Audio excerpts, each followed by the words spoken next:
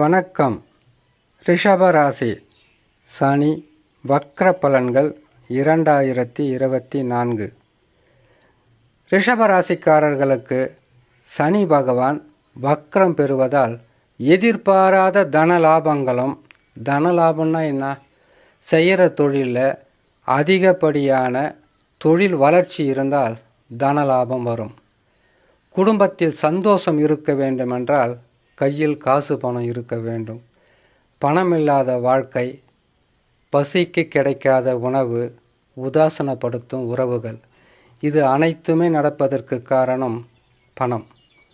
இந்த பணம் மட்டும் நம் கையில் இருந்து விட்டால் வெளியில் போகிறவங்க வர்றவங்க கூட சொந்தக்காரர்களாகவே மாறிவிடுவார்கள். இந்த பணம் நம்மிடத்தில் இல்லை என்றால் சொந்தக்காரர்கள் கூட மூன்றாவது மனிதர்களைப் போல ஒதுக்கி வைத்துவிட்டு போயிடுவாங்க. இதுதான் இந்த உலகத்தில் நடக்கக்கூடிய நடப்பு. சரி, ரிஷபராசிக்காரர்களுக்கு சனி பகவான் வக்ரம் பெறுகின்ற நாட்களாகப்பட்டது 19/6/2024. தமிழ் மாதத்தில் 5ஆம் தேதி, ஆனி மாதம் 5ஆம் தேதி பகல் 3:12 சனி பகவான் வக்ரம் பெறுவார்.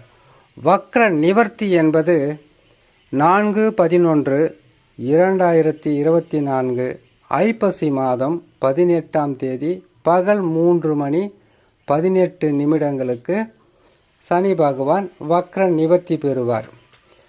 வக்ர நிவர்த்தி பெறுகின்ற நாட்களாகப்பட்டது 150 நாட்கள். சனி பகவானை பொறுத்த வரையில் வக்ரகதியில் இருப்பார். இது வாக்கிய கணித ரீதியாக கணித்து பலன்களை சொல்லப்பட்டு இருக்கிறது. ரிஷபராசிக்காரர்களுக்கு சனி பகவான் வக்ரம் என்றால் என்ன என்பதை முதல்ல தெரிஞ்சுக்குங்க. சனி பகவான் 10ஆம் இடத்தில் கும்ப ராசியில் தொழில் ஸ்தானத்தில் அமர்ந்திருக்கிறார். தொழிலில் ஒரு சில ரிஷபராசிக்காரர்களுக்கு அதிகப்படியான வளர்ச்சி இருந்திருக்கும். ஒரு சிலருக்கு வளர்ச்சி என்பது பெரிதளவு இல்லாமல் நற்பலன்களும் தீய பலன்களும் மாறி மாறி நடந்திருக்கும். இன்னும் சிலருக்கு சனி பகவான் பெயர்ச்சியான காலம் முதல் இதனால் வரையில் நற்பலன்கள் என்பதே இல்லாமலும் போயிருக்கும். காரணம் இருக்கு. இது ராசிக்கு 10ஆம் இடத்தில் அமரும்போது தொழிலை குறிக்கக்கூடிய ஸ்தானத்தில் சனி பகவான் அமருவார். சாதாரணமாக வெற்றி பெற முடியுது? என்ன அலைச்சல், என்ன உழைப்பு, எவ்வளவு போராட்டம், எவ்வளவு கஷ்டம், எவ்வளவு கண்ணீர், இது அனைத்தையும் தாண்டியதற்கு பிறகுதான் நற்பலன்கள் என்பது கிடைக்கும். கடினமான உழைப்பை கொடுத்து அதற்கு தக்கவாறு கூலியும் கொடுக்கின்றவர் தான் சனி பகவான். கெடு பலன்களை அதிகமாக தந்து வாழ்க்கையில் கெட்டவர்கள் யார் யார் என்பதை உணர்த்துவதுதான் சனி பகவான்.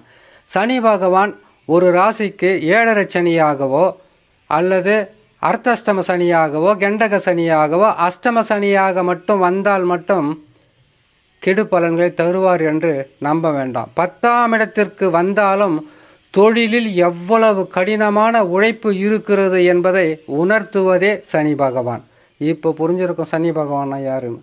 சரிங்க, சனி பகவான் வக்ரம் என்பது கும்ப ராசியில் சனி பகவான் இருக்கிறார் இல்லையா, அவருக்கு 5ஆம் ராசியில், அவர் இருக்கின்ற ராசியில் இருந்து 5ஆம் ராசியில் சூரிய பகவான் அமரும்போது வக்ரம் பெறுவார். அங்கிருந்து 5ஆம் ராசியில், அதாவது சனி பகவானுக்கு 9ஆம் ராசியில் சூரிய பகவான் சஞ்சாரம் செய்யும் போது வக்ர நிவர்த்தி பெறுவார். இப்போ கும்பராசி 1ன்னு எடுத்துக்கிட்டிங்கனாக்கா, கும்பம் 1, மீனம் 2, மேசம் 3, ரிஷபம் 4, மிதுனம் 5.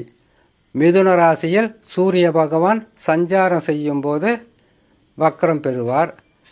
நீங்கள் மிதுனத்திலிருந்து கணக்கிட்டீங்கன்னாக்கா, மிதுனம் 1, கடகம் 2, சிம்மம் 3, கன்னி 4, துலாம் ராசியில் சூரிய பகவான் சஞ்சாரம் செய்யும் போது வக்ர நிவர்த்தி பெறுவார்.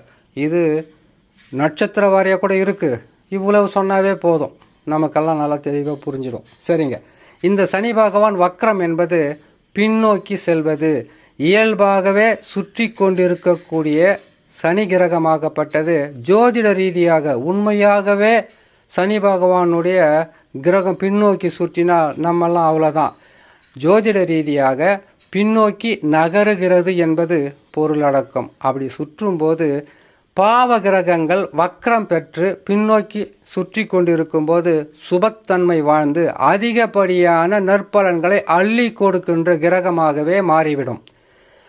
அந்த வகையில் ரிஷபராசிக்காரர்களுக்கு இதனால் வரையில் தொழிலில் போராட்டம் நிறைந்ததாக இருந்ததா?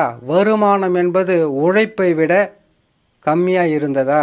உங்கள் உழைப்புக்கு ஏற்ற ஊதியம் இல்லாமல் இருந்ததா? கவலை வேண்டாம். இனி சனி பகவான் வக்கரம் பெற்றால் தொழில் முன்னேற்றமும் வருமான வளர்ச்சியும் செய்கின்ற தொழிலுக்கு தக்கவாறு நற்பலன்களும் குடும்பத்தில் சந்தோஷமும் எடுக்கின்ற முயற்சிகளில் வெற்றியும் குடும்பத்திற்கு தேவையான அனைத்து பொருட்களும் வாங்கி கொடுக்கின்ற ஸ்தானத்திற்கு வளர்ச்சி என்பது வந்துவிடும்.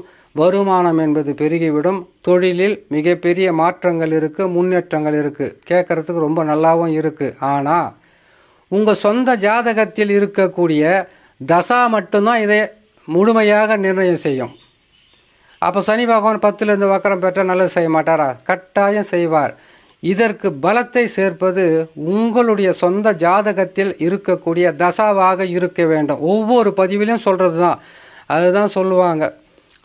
என்னன்னு கேட்டிங்கன்னாக்கா, எவ்வளவு தான் சொன்னாலும் புரிதல் என்பது கொஞ்சம் பொறுமையாகவும் நிதானமாகவும் நீங்கள் இதை கேட்டால் தான் புரியும். ஏன்னு கேட்டிங்கன்னாக்கா, சனி பகவான் 10ல் இருக்கிறாரு, தொழில் ஸ்தானத்தை குறிக்கிறாரு, ஆட்சி பலம் பெற்றிருக்கிறாரு. இதே சனி பகவான் வக்கரம் பெற்று உங்களுக்கு நற்பலன்களை தருவார்.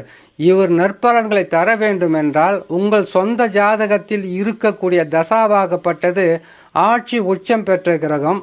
கேந்திர திரிகோணங்களில் நட்பு சமம் ஆட்சி உச்சம் பெற்ற கிரகங்களுடைய தசாவாக இருந்தால் 7.5 சனி கூட ஒன்றும் செய்யாது, அஷ்டம சனியும் ஒன்றும் செய்யாது. கஷ்டங்கள் இல்லாமல் வாழ்க்கையில் முன்னேற்றம் என்பது கிடைத்தால் அதனுடைய அருமை என்பது நமக்கு தெரியாது. இந்த வகையில் இந்த ஓராண்டு காலங்களுக்கு மேற்பட்டு கஷ்டங்களை ரிஷபராசிக்காரர்கள் அனுபவித்திருந்தால் இந்த 150 நாட்கள் என்பது உங்களுக்கு பிரகாசமாகவும் பல வகையில் நற்பலன்களை கொடுக்கின்ற கிரகமாகவே சனி பகவான் வக்கரம் பெற்று செயல்படுவார் என்று சொல்லி இன்னொரு நல்ல பதிவில் உங்களை நான் சந்திக்கிறேன். நன்றி, வணக்கம்.